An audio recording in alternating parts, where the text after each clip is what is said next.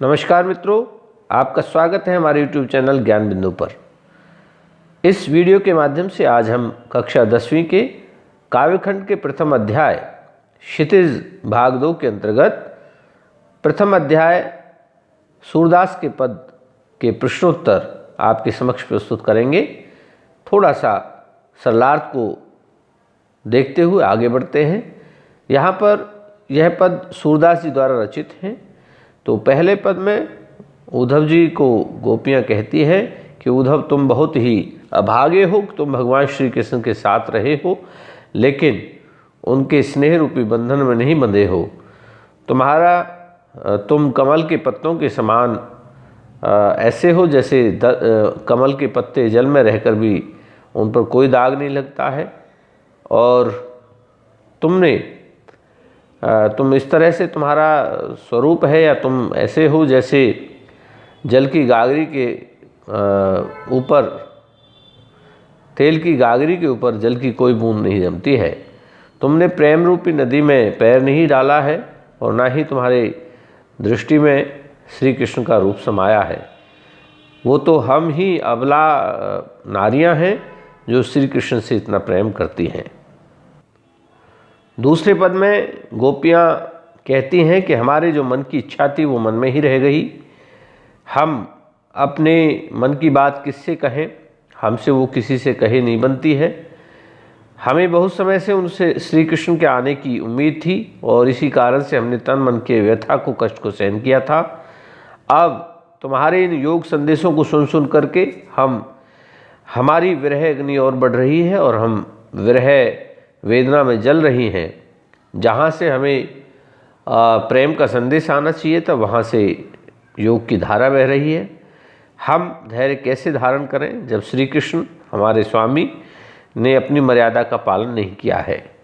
तीसरे पद में कहते हैं कि हमारे हरि हारिल की लकड़ी, भगवान श्री कृष्ण को गोपियाँ हारिल पक्षी, हरियल तोता की लकड़ी के समान अपना सहारा मानती हैं। वो कहते हैं कि भगवान श्री कृष्ण हमारे हारिल पक्षी की लकड़ी के समान है। जिस तरह से तोते हारिल पक्षी का सहारा वह लकड़ी होती है, उसी तरह से श्री कृष्ण हमारे सहारे हैं। हमने मन क्रम वचन से उस लकड़ी को पकड़ रखा है। हमें जगते हुए सोते हुए दिन रात सिर्फ काना काना की जग रहती है। और तुम्हारा, हे उद्धव, तुम्हारा जो योग संदेश है यह सुनने में ऐसे लगता है जैसे कड़वी ककड़ी हो। इस व्याधि को तुम ले जा कर के उस व्यक्ति के मन में उनको सौंप दो जिसके मन में चक्र हो। तो ऐसी व्याधि तुम हमारे लिए लाए हो जो नाम ने देखी ना सुनी। तुम इस व्याधि को लेकर के उस ऐसे व्यक्ति को सुनाओ जिसके मन में चक्र हो।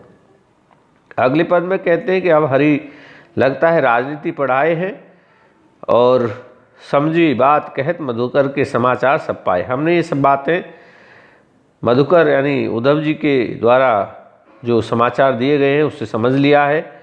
एक तो उनकी बुद्धि पहले ही बहुत चतुर थी, दूसरा अब उन्होंने गुरु से ज्ञान प्राप्त कर लिया है और हमने उनकी बुद्धि को बढ़ा हुआ समझ लिया है क्योंकि उनका योग संदेश हमारे लिए भेजे हैं। उद्धव जैसे कवि कहती हैं आगे गोपियाँ कि वो तो पहले ही लोग थे जो परहित के लिए दौड़ते भागते थे और अब वो अपने मन में, उनके मन में फेर आ गया है और वो पहले से हमारा मन चुरा कर ले गए। कहते हैं जिन्होंने हजारों लोगों को अनीति से छुड़ाया है वो आज हम पर अनीति क्यों कर रहे हैं। राजधर्म तो यह सूर जो प्रजा न जाहि सताई। वो कहते हैं कि राजा का धर्म तो यह है कि प्रजा को सताया ना जाए, उनकी व्यथा को, उनके कष्टों को दूर किया जाए। तो चलिए इस सरलार्थ के, संक्षिप्त सरलार्थ के बाद अब अभ्यास की तरफ चलते हैं। तो आइए अभ्यास का पहला प्रश्न देखते हैं। गोपियों द्वारा उद्धव को भाग्यवान कहने में क्या संदेश, क्या व्यंग्य छुपा हुआ है। इसका उत्तर इस तरह हो सकता है कि उद्धव को भाग्यवान कहने में गोपियों का एक ही व्यंग्य छुपा हुआ है, निहित है कि उद्धव कृष्ण के बहुत प्रेमी सच्चे मित्र हैं, अंतरंग मित्र हैं, परंतु वे हृदय से भगवान श्री कृष्ण के बहुत नज़दीक नहीं है। वह कृष्ण के वास्तविक स्वरूप को नहीं पहचान पाए हैं वे भले ही उनके बहुत नज़दीक रहे हैं, लेकिन उनसे सच्चा प्रेम वो नहीं कर पाए हैं। दूसरा प्रश्न देखें। गोपियाँ कहती हैं, दूसरा प्रश्न है, उद्धव के व्यवहार की तुलना किस किस से की गई है। तो यहाँ पर हमने अभी अभी पद पढ़ा, उसमें बताया गया है कि उद्धव के व्यवहार की तुलना कमल के पत्ते, तेल की गागर, कड़वी ककड़ी के साथ की गई है। कवि ने इन उदाहरणों के माध्यम से उद्धव की जो भगवान श्री कृष्ण के प्रति अनासक्ति है या उनका सच्चा प्रेम नहीं है, उसको दर्शाया है, उसको प्रकट किया है। तीसरा प्रश्न अगर हम देखते हैं, गोपियों ने किन किन उदाहरणों के माध्यम से उद्धव को उल्हाने दिए हैं। तो इसका उत्तर इस तरह से हो सकता है, गोपियों ने उद्धव को बहुत कुछ कहकर उल्हाने दिए हैं, बहुत कुछ कहा है उनसे। उन्होंने उसे व्यंग में भाग्यवान कहा, कमल दल, तेल की गागर कहा। गोपियों का उसे भ्रमर कहना भी उनकी व्यंग्योक्ति का ही उदाहरण है या व्यंग्योक्ति को ही बताता है। प्रश्न नंबर 4, उद्धव द्वारा दिए गए योग के संदेश ने गोपियों की विराग्नि में घी का काम कैसे किया। तो इसका उत्तर हम देखते हैं। उद्धव द्वारा दिया गया योग संदेश गोपियों की विराग्नि में घी का काम करता है। गोपियाँ कृष्ण के प्रेम से पहले ही व्यथित हैं, वे उनके प्रेम में पहले ही तड़प रही हैं। उन्हें आशा थी कि भगवान श्री कृष्ण उन्हें अवश्य मिलने आएंगे, पर इसके विपरीत उन्हें मिला श्री कृष्ण के द्वारा भेजा हुआ योग संदेश, जिसे सुनकर गोपियों की विरहाग्नि और बढ़ गई। यानी गोपियों की श्री कृष्ण से जो विरह दूरी थी, उसकी वेदना और बढ़ गई। अब बढ़ते हैं प्रश्न नंबर 5 की तरफ। प्रश्न नंबर 5 है, मर्यादा न लही के माध्यम से कौन सी मर्यादा न रहने की बात कही गई है। इसका उत्तर इस तरह से हो सकता है, इस कथन के माध्यम से गोपियों ने अपने पवित्र प्रेम को प्रकट करते हुए कहा है कि कृष्ण ने लोक मर्यादा का पालन नहीं किया है, उसने दिए हुए वचन का पालन नहीं किया है, निर्वाह नहीं किया है। इसके विपरीत योग संदेश भेजकर हमारी पीड़ा को, हमारी विरहाग्नि को और बढ़ा दिया है। अब बढ़ते हैं प्रश्न नंबर 6 की तरफ। प्रश्न नंबर 6 इस तरह से है, कृष्ण के प्रति अपने अनन्य प्रेम को गोपियों ने किस प्रकार अभिव्यक्त किया है। उत्तर इस तरह हो सकता है, कृष्ण के प्रति अपने अनन्य प्रेम को गोपियों ने अनेक रूपों में व्यक्त किया है। वह स्वयं को कृष्ण रूपी गुड़ से लिपटी हुई चींटी कहती हैं। उनका हृदय कृष्ण के प्रति इतना आसक्त है जैसे हारिल पक्षी लकड़ी को अपने पंजों में दबाए रखता है। उसी तरह उन्होंने कृष्ण को अपने जीवन का आधार मानते हुए उसे दृढ़ता से पकड़ रखा है। गोपियों ने उद्धव से कहा, अपनी योग की शिक्षा ऐसे लोगों को दो जिनका मन मोह माया के चक्कर में उलझा हुआ है। गोपियाँ सोते हुए जगते हुए सिर्फ कृष्ण का ही नाम रटती रहती हैं। इस तरह गोपियाँ कृष्ण के प्रति अपने अनन्य प्रेम की अभिव्यक्ति करती हैं। आप प्रश्न नंबर 7 देखेंगे। गोपियों ने उद्धव के योग की शिक्षा कैसे लोगों को देने की बात कही है। गोपियों ने उद्धव से योग की शिक्षा ऐसे लोगों को देने की बात कही है जिनके मन में चक्र रहता है, अर्थात जिनका मन स्थिर नहीं रहता है, अस्थिर रहता है।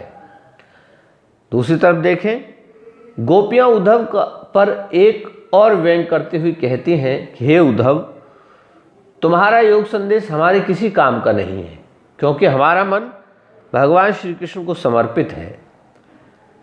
तुम अपना योग संदेश ऐसे लोगों को दो जिनका मन मोह माया में पड़ा हुआ है, या जिनके मन में चक्र है, या जिनका मन भ्रमित है।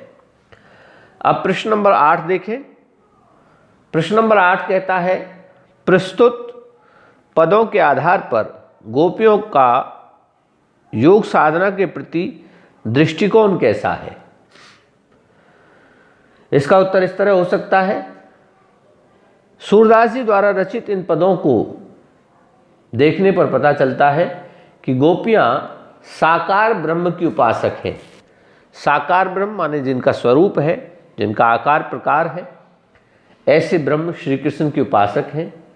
उनके लिए योग नीरस है, निराकार ब्रह्म की ओर प्रेरित करता है। वे योग को अपनी प्रेम भक्ति में बाधक मानती हैं और उसे कड़वी ककड़ी के समान मानती है। अगला प्रश्न देखें, प्रश्न नंबर 9, गोपियों के अनुसार राजा का धर्म क्या होना चाहिए। इसका उत्तर इस तरह से हो सकता है, गोपियों के अनुसार राजा का धर्म प्रजा का हित करना होना चाहिए। राजा को चाहिए कि वह अपनी प्रजा के समस्त कष्टों का निवारण करें, उनकी वेदनाओं, उनके दुखों, उनकी पीड़ाओं को समझें और जिस चीज़ की उन्हें आवश्यकता हो वह आवश्यक वस्तु उनको उपलब्ध कराएं। तो इस तरह से अपनी प्रजा के कष्टों को हरना एक राजा का धर्म होना चाहिए। प्रश्न नंबर 10 इस तरह से देखें, गोपियों को कृष्ण में ऐसे कौन से परिवर्तन दिखाई दिए जिसके कारण वे अपना मन वापस लेने की बात करती हैं। इसका उत्तर इस तरह से देखें, गोपियों को श्री कृष्ण के अंदर बहुत सारे परिवर्तन दिखाई देते हैं। उनकी अनुभूति बहुत संवेदनशील है। वे अनुभव करती हैं कि कृष्ण ने अपनी मर्यादा का पालन नहीं किया। वह हमसे वादा करके गए थे कि कुछ समय के बाद वह हमसे मिलने आएंगे। वे मिलने तो नहीं आए और अपना योग संदेश उन्होंने हमारे लिए भेज दिया। उन्होंने हमारे साथ बहुत बड़ा छल किया है। अब इस योग संदेश के द्वारा हमें हमारा मन वापस मिल जाएगा। तो इस तरह से गोपियाँ श्री कृष्ण में जो परिवर्तन देखती हैं वो अपनी बात कहती हैं। प्रश्न नंबर 11, गोपियों ने अपने वाक् चातुर्य के आधार पर ज्ञानी उद्धव को परास्त कर दिया। गोपियों ने अपने वाणी के चातुर्य के आधार पर उद्धव को परास्त कर दिया। उनके वाक् चातुर्य की विशेषताएं बताइए। तो यहाँ पर हम देखते हैं इस पूरे प्रसंग में गोपियाँ बहुत ही मुखर होकर के उद्धव से बातें करती हैं। तो इसका उत्तर देखें, योग विद्या में पारंगत ज्ञानी उद्धव गोपियों की निश्चल, निष्कपट व एकनिष्ठ भक्ति भाव धारा के सामने निरुत्तर हो गए। गोपियों की वाक्पटुता उनके हृदय की स्पष्टता को प्रकट करती है। वे हृदय से सरल, स्पष्ट और संवेदनशील हैं। अपनी बात को सीधे तरीके से कह देती हैं। व्यंग करने में बहुत ही कुशल हैं। तभी वे उनको भाग्यवान, कमल के पत्ता, तेल की गागर और उनके संदेश को कड़वी ककड़ी कहती हैं। वे बहुत भावुक हैं।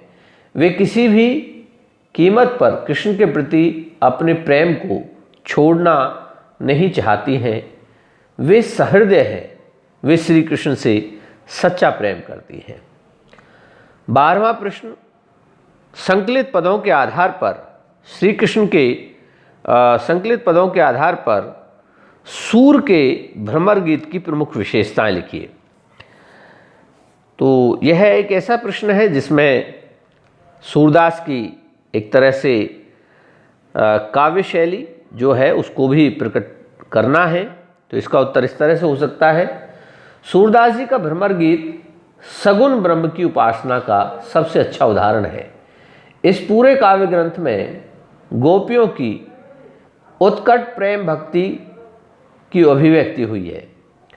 गोपियों के वाणी चातुर्य का अनूठा उदाहरण यहाँ पर प्रस्तुत हुआ है।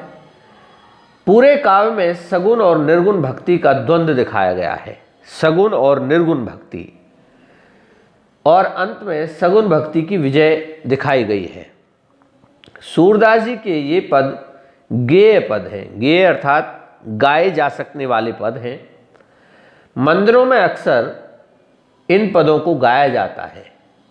संगीतात्मकता के गुण से युक्त सूरदास जी के ये पद बहुत ही मनोरम, मधुर व अनूठे हैं। सूरदास जी के इन पदों की रचना ब्रज भाषा में अलंकार युक्त शैली में है। अलंकारों के प्रयोग से पदों का भाव और भी सुंदर बन गया है।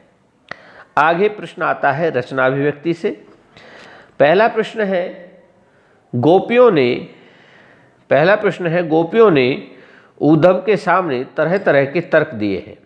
गोपियों ने उद्धव के सामने तरह तरह के तर्क दिए हैं, आप अपनी कल्पना से और तर्क दीजिए। तो ऐसे प्रश्न जो रचनाभिव्यक्ति के होते हैं, कई बार आते हैं पेपर में, तो उनका छात्रों को अपनी विचार शक्ति के आधार पर उत्तर लिखना चाहिए। इसका उत्तर इस तरह हो सकता है। गोपियों ने अपनी भक्ति भावना को प्रकट करने के लिए उद्धव को तरह तरह के तर्क दिए हैं। इसके अतिरिक्त गोपियाँ उद्धव को एक तर्क और भी दे सकती थी। वे कह सकती थी, हे उद्धव, तुम्हारा योग संदेश बहुत कठिन मार्ग है, जिसको ब्रज की कोमल स्त्रियां नहीं कर सकती, उस मार्ग पर नहीं चल सकती हैं। कृष्ण तुम्हारे मित्र हैं, तुम्हारे साथ रहकर आज उनके विचार बदल गए हैं। यदि उनकी विचारधारा ऐसी ही थी तो उनको ये प्रेम धारा की सुरसरी यानी नदी यहाँ प्रवाहित नहीं करनी चाहिए थी, नहीं बहानी चाहिए थी। या वो कह सकती हैं कि अगर उन्हें हमें योग का संदेश ही भिजवाना था तो हमारे हृदय को नहीं जीतना था, वे हमें इतना प्रेम क्यों करते थे। तो अगला प्रश्न देखें। उद्धव ज्ञानी थे, नीति की बातें जानते थे। 14वां प्रश्न, उद्धव ज्ञानी थे, नीति की बातें जानते थे।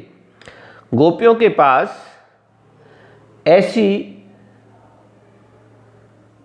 कौन सी शक्ति थी जो उनके वाक चातुर्य में मुखरित हो उठी। माने गोपियों के पास ऐसी कौन सी शक्ति थी जो उनके वाक चातुर्य में दिखाई दी या वाक चातुर्य से उनका जो है वो परास्त हो गई। उत्तर इस तरह हो सकता है। उद्धव ज्ञानी थे, नीति की बातें जानते थे, परंतु गोपियों के प्रबल, उत्कट, निश्चल व एकनिष्ठ प्रेम के समक्ष वे निरुत्तर हो गए। गोपियों के पास अपनी भक्ति के पूर्ण समर्पण की असीम शक्ति थी जो उनके वाक चातुर्य में मुखरित हो उठी। अर्थात गोपियाँ श्री कृष्ण से सच्चा प्रेम करती हैं। इस सच्चे प्रेम की शक्ति के कारण ही गोपियाँ उद्धव से वाणी के चातुर्य में बढ़कर पड़ती हैं। अगला प्रश्न 15वां। गोपियों ने यह क्यों कहा कि हरि अब राजनीति पढ़ाए है। क्या आपको गोपियों के इस कथन का विस्तार समकालीन राजनीति में नजर आता है? स्पष्ट कीजिए। तो ऐसे प्रश्नों के उत्तर ज़्यादातर बच्चों को अपनी बुद्धि से समझ करके देने चाहिए। तो मैं समझता हूँ इसका उत्तर इस तरह से हो सकता है। गोपियों के इस कथन से यह बात स्पष्ट हो जाती है कि राजनीति के क्षेत्र में भावुकता, संवेदनशीलता और सहृदयता का कोई स्थान नहीं है। राजनीति में राजधर्म केवल एक शब्द है। इस शब्द के पीछे छिपी गहन रहस्यात्मकता को न कोई जानना चाहता है और न कोई समझना चाहता है। आज भी राजनीतिक क्षेत्र में ऐसा ही दृष्टिगत होता है, सभी अपनी अपनी रोटियां सेकने में लगे रहते हैं। तो मैं समझता हूँ आपको ये सभी प्रश्न बहुत अच्छी तरह से समझ में आ गए होंगे। तो बने रहिए हमारे YouTube चैनल ज्ञान बिंदु के साथ। चैनल को सब्सक्राइब करिए, बेल आइकॉन को दबाइए, वीडियो को शेयर करिए, लाइक करिए और ज्ञान की वृद्धि करते रहिए। बहुत बहुत धन्यवाद।